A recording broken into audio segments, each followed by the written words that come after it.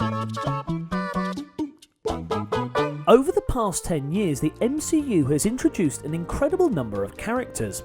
We've seen literally hundreds of faces, some taken from the comics and some invented specifically for the movies, with some going on to become the defining movie characters of a generation. But it all hasn't been success after success. There wouldn't be a lingering doubt over every Marvel villain if there hadn't already been missteps, and we wouldn't cheer every positive female character if there hadn't already been poor ones, and nobody would ever have been concerned about Civil War or Infinity War having too many characters if there wasn't a precedent for undernourished figures in ensembles already. I'm Cal from WhatCulture.com, and this is 10 worst characters in MCU movies so far. Number 10. Dr. Erik Selvig. After his introduction in Thor as a respected Earth scientist, Erik Selvig went downhill pretty rapidly. He became a pawn for Loki, which was interesting but created a huge plot hole of Loki's inconsistent powers. And that led to the most disasterful characterization in the MCU in Thor, the Dark World. In the interest of some misguided comedy, Selvig's hangover from Loki's mind control was a mental breakdown, which fundamentally poked fun at mental health issues. From there, he was used as a personified exposition to help Thor have his Ragnarok vision in Age of Ultron, and it seemed painfully obvious that nobody really knew what job to give him anymore. Number 9. Odin. In comics lore, and indeed Norse lore, Odin is supposed to be basically God. He's an all-powerful benevolent force, one of the universe's most powerful entities, and a fearsome warrior. He's the real deal, in other words. In the MCU, he's a grumpy old man who has to go for a nap whenever things get too much for him. Good casting aside, Anthony Hopkins gets precious little to do as Odin, because he's the old god who needs to be ousted for Thor's story to advance. He's presented as morally complex and slightly oafish, at least in his treatment of his children, with a hair-triggered temper, all of which appears to have been stolen from the cinematic interpretation of Dumbledore. Number 8. Maya Hansen. Before Iron Man 3 was released, we were all led to believe that Rebecca Black was going to be playing a fairly major role. Even Black herself believed that she was going to be the big villain. But then, rewrites, apparently based on Marvel's fear that a female villain wouldn't sell toys, cut her out when she tried to redeem herself by stopping Killian's malevolent extremist plan, and the changes showed.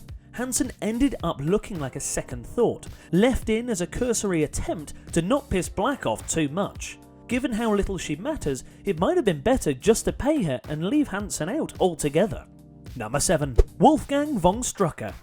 In the comics, Baron Wolfgang von Strucker was one of the most prominent figures in Hydra, who stood in for Red Skull and more than warranted top billing in the movie. And while Thomas Kretschmann was a great casting, that promise of a high billing simply wasn't delivered upon. And by the time Age of Ultron came around with his new villain, von Strucker was suddenly at a loose end that needed tying off. So the first sequence was dedicated to him being toppled. He wasn't given any sort of his own story before being killed off by Ultron to get him out of the way entirely. Number 6.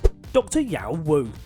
Even in the Western version of the movie that cut Dr. Wu's part to a few mere minutes and removed the scenes Chinese audiences called insultingly bad, he represents the most deplorable thing about Iron Man 3. He's a hilariously convenient deus ex machina who breaks the established rule that Tony Stark will 100% die if the arc reactor on his chest was removed. Wu is dropped in as the only man on Earth capable of pulling off this impossible medical task, and frankly, it's just plain insulting. Number 5. Scourge. In the comics, Scourge has an excellent arc, but the MCU Scourge is a mostly comedic character, a snivelling jock who doesn't much join Hela's forces as simply start hanging around with her, whose motivation is mostly missing, and whose ultimately flip on Hela means very little. And on top of that, Carl Urban's British accent is just awful. Number 4. Whiplash. Mickey Rourke's Whiplash was a fairly cool villain, motivated by the same sort of personal vengeance as Zemo in Civil War, who came with his own fearsome tech and was unhinged enough to bring a new sort of threat to counterbalance Justin Hammer's more conventional corporate evil.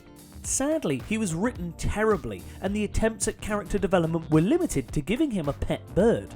And while Rourke had infamously requested more colour to his character, Marvel decided they wanted a simple villain and edited it all back out. Number 3. Jane Foster.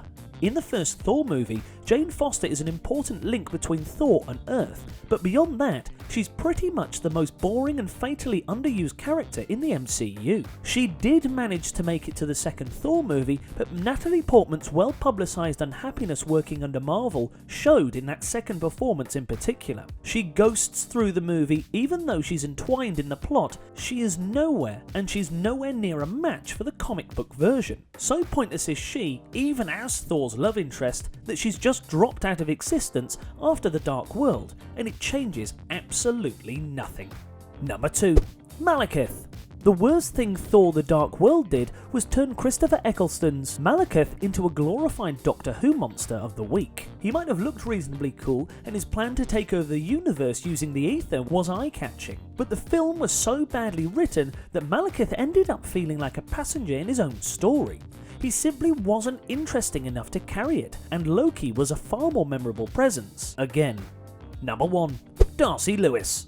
There should never be any complaints about the MCU inventing characters to add a little diversity, but when they do it in future, can they please do it better than what they did with Darcy Lewis? She was an original character invented mostly for comic relief in Thor as a fellow student of Eric Selvig along with Jane Foster, and was clearly there to fulfill some sort of imaginary Sasquatch, which was dialed up even further for the Dark World, in which she became wholly insufferable.